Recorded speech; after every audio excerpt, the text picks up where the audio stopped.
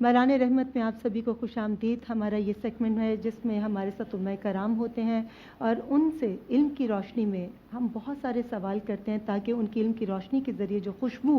ہمارے تک پھیلے اور ہم اپنے آپ کو بہتری کی طرف لے جا سکیں، صحیح راستے کا انتخاب کر سکیں۔ سب سے پہلے میں اپنے مہمانوں کا تعارف کرواؤں گی۔ ہمارے ساتھ موجود ہیں حافظ مفتی محمد نعمان سعید خان صاحب، بہت بہت شکریہ۔ مذہبی اسکالر ہیں، علیمیہ انسٹیٹیوٹ آف اسلامک سینٹر سے آپ کا تعلق ہے، بہت بہت شکریہ آپ کے آنے کا۔ اور دوسرے ہمارے ساتھ جو مہمان ہیں وہ ہیں مفتی عبدالقادر ہزاروی صاحب، بہت بہت شکریہ آپ کے بھی آنے کا۔ جی ہم اپنے ٹاپک کی طرف چلتے ہیں کہ ہم اپنے اس علماء کرام سے گفتگو کا سلسلہ جاری کریں گے کہ آج کا ٹاپک ہے کہ ہم مفتی صاحب اور مولانا صاحب کے اس ماہ مبارک کا استقبال کیسے کریں، ہم کیسے کس انداز سے کیا طریقہ کار اختیار کریں کہ ہم صحیح معنوں میں اس ماہ مبارک کو ویلکم کر سکیں۔ جی مفتی بسم اللہ الرحمن الرحیم۔ سب سے پہلے اللہ پاک کا کروڑا کروڑ احسان کہ اس نے ہمیں زندگی میں ایک دفعہ پھر ماہ مبارک کی ساعت نصیب کی، اور اس کے ساتھ ساتھ بہت مبارکباد آج ٹی وی اور آپ کی پوری ٹرانسمیشن اور پوری ٹیم کو کہ اتنا اچھا علم کا گلدستہ آپ لوگوں نے سجایا جو لوگوں کی رہنمائی کا باعث بنا۔ جہاں تک سوال ہے موضوع کا کہ استقبال رمضان کے اس کا استقبال کس طرح کیا جائے، تو اس بات کو آپ علیہ الصلاۃ والسلام نے اپنی حدیث مبارکہ کے اندر بہت وضاحت کے ساتھ بیان کیا۔ آپ علیہ الصلاۃ والسلام نے صحابہ کرام رضوان اللہ تعالیٰ علیہم اجمعین کے سامنے شعبان کے آخر کے اندر ایک خطبہ دیا، اور اس خطبے کے اندر یہ ساری باتیں بتائیں جو اس ماہ صیام کے اندر ہوتی ہیں۔ آپ علیہ الصلاۃ والسلام نے بیان کیا کہ جو مہینہ تمہارے اوپر آنے والا ہے کیا اس کا تمہیں علم ہے؟ تو صحابہ کرام کا انداز تکلم ہوا کرتا تھا اللہ و رسول عالم، کہ اللہ اور اس کا رسول بہتر جانتا ہے، یعنی یا رسول اللہ صلی اللہ علیہ وسلم آپ ہی ہماری رہنمائی فرما سکتے ہیں۔ آپ علیہ الصلاۃ والسلام نے بتایا کہ جو آنے والا مہینہ ہے یعنی شعبان کے بعد والا مہینہ رمضان المبارک، یہ رب کا مہمان ہے، یہ آپ کے درمیان پروردگار کا مہمان ہے، اور اس کے اندر کیا خاص برکتیں رب تعالیٰ نے رکھی ہیں۔ سب سے پہلی چیز روزے کی عبادت، اس کے ساتھ ساتھ سحری کی عبادت، افطاری کی فضیلت، اس کے ساتھ ساتھ تراویح کی عبادت، اور پھر اعتکاف کی عبادت، اور لیلۃ القدر جیسی عظیم شب بھی اس ماہ مقدس میں دی جو 1000 مہینوں سے افضل ہے۔ تو صحابہ کرام کو ایک طریقے سے آپ علیہ الصلاۃ والسلام نے موٹیویٹ کیا کہ آپ لوگ اس بات کے لیے ذہنی طور پہ جسمانی طور پہ تیار ہو جائیں کہ کون سا مہینہ آپ کے سامنے آنے والا ہے اور اس کا استقبال کس طرح کرنا ہے۔ تو صحابہ کرام کا بھی یہی طریقہ کار رہا اپنی حیات کے اندر کہ ماہ مقدس آنے سے پہلے وہ اپنے تمام معاملات کو صحیح کر لیا کرتے تھے، یعنی کسی پہ قرض ہوتا تھا تو وہ ادا کر لیا کرتے تھے، کوئی کام ہے کوئی لین دین ہے تو وہ کر لیا کرتے تھے، تاکہ ماہ مقدس کے اندر صرف ایک کام ہو، وہ ہر طریقے سے پروردگار کی عبادت کی جا سکے، تاکہ ہر طریقے سے کمر بستہ ہو کر اپنے رب کو یاد کیا جا سکے اور اس سے اپنے تعلق کو مضبوط کیا جا سکے، تاکہ رب کی بارگاہ میں سرخرو ہونے کا موقع میسر آئے۔ جزاک اللہ۔ مفتی عبدالقادر ہزاروی صاحب، آپ سے میں پوچھنا چاہوں گی کہ بہت ساری نیکیاں ہم کرنے کی کوشش کرتے ہیں، مگر ایسی کون سی عبادت لازمی ہے جو اس ماہ مبارک میں خاص طور پہ کرنی چاہیے، اور کون سی ایسی نیکی؟ بسم اللہ الرحمن الرحیم۔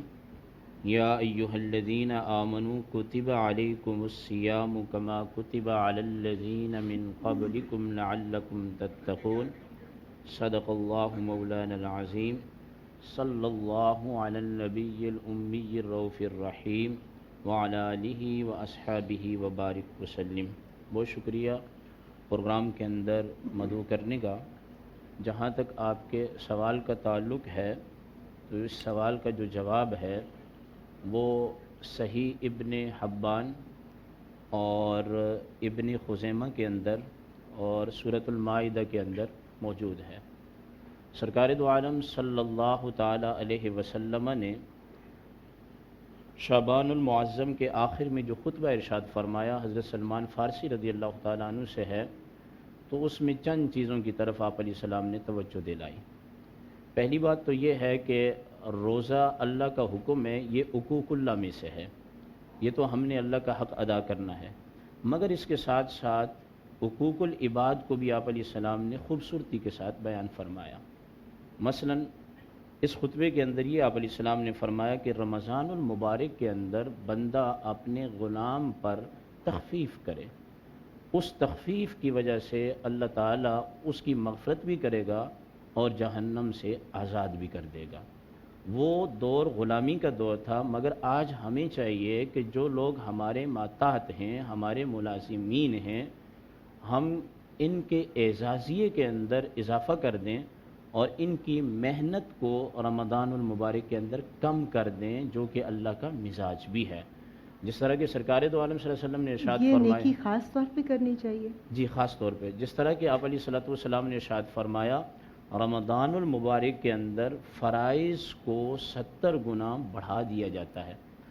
قرآن کریم نے بھی کہا کہ وَتَعَاوَنُوا عَلَى الْبِرِّ، نیکی پر ہمیں ایک دوسرے کے ساتھ تعاون کرنا چاہیے۔ یہاں ایک بات میں عرض کر دوں، ابن حبان کے یہ الفاظ ہیں کہ سرکار دو عالم صلی اللہ علیہ وسلم سے صحابہ نے عرض کی، یا رسول اللہ، اگر کسی شخص کے پاس اتنا کچھ نہیں ہے کہ وہ کسی مسلمان کے ساتھ تعاون کرے، تو میرے آقا علیہ السلام نے فرمایا صرف ایک گلاس پانی کا بھی اگر وہ روزے دار کو پلا دیتا ہے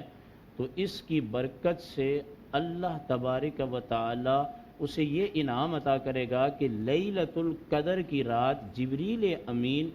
آسمان سے زمین پر اتریں گے اور کسی مسلمان کے ساتھ تعاون کرنے والے شخص کے ہاتھ میں اپنے ہاتھ دیں گے، اور اس کی نشانی یہ ہے کہ اس کے اندر رقت قلب پیدا ہوگی اور بہت زیادہ اس کی آنکھوں سے جو ہیں یہ آنسو جو ہیں جاری ہوں گے۔ تو ہمیں رمضان المبارک کے اندر حقوق اللہ کے ساتھ ساتھ حقوق العباد کا بہت زیادہ خیال رکھنا چاہیے، کیونکہ روزہ فرض ہی اس لیے کیا گیا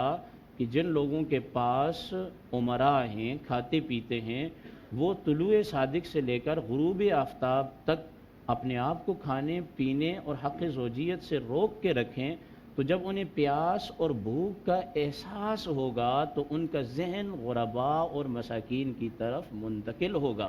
اور اللہ یہ بتانا چاہتا ہے، جہاں روزے کی بہت ساری حکمتیں ہیں، ان میں سے ایک حکمت یہ ہے کہ جس طرح تم رمضان المبارک میں حقوق اللہ سمجھ کر، میری عبادت سمجھ کر صبح سے شام تک بھوکے رہتے ہو، خیال رکھنا کہ رمضان المبارک کے علاوہ کچھ ایسے لوگ بھی ہمارے آس پاس ہیں کہ جن کے دسترخوانوں پر نعمتوں کی اتنی فراوانی نہیں ہے، تمہیں چاہیے کہ اس کی طرف متوجہ ہوں۔ ہاں، بخاری شریف کے اندر یہ حدیث اس طرح بھی ہے کہ آپ علیہ السلام اتنے سخی تھے کہ جو ہوائیں چلتی ہیں ان کے اندر اتنی تیزی نہیں ہے۔ میرے آقا علیہ الصلوۃ والسلام کی سخاوت میں ہواؤں سے زیادہ تیزی ہے۔ تو اس کا مطلب یہ ہے کہ رمضان المبارک کے اندر نماز تو اللہ کے لیے ہم نے پڑھنی ہے، حج بھی کرنا ہے، روزہ بھی رکھنا ہے، مگر یہ جو غربت پھیل رہی ہے، بے سہارا لوگ ہیں، ہمیں ان کی غم گساری کرنی چاہیے۔ جیسے کہ صحیح ابن حبان کے لفظ یہ ہیں، آپ علیہ السلام نے فرمایا یہ مہینہ غم خاری کا مہینہ ہے،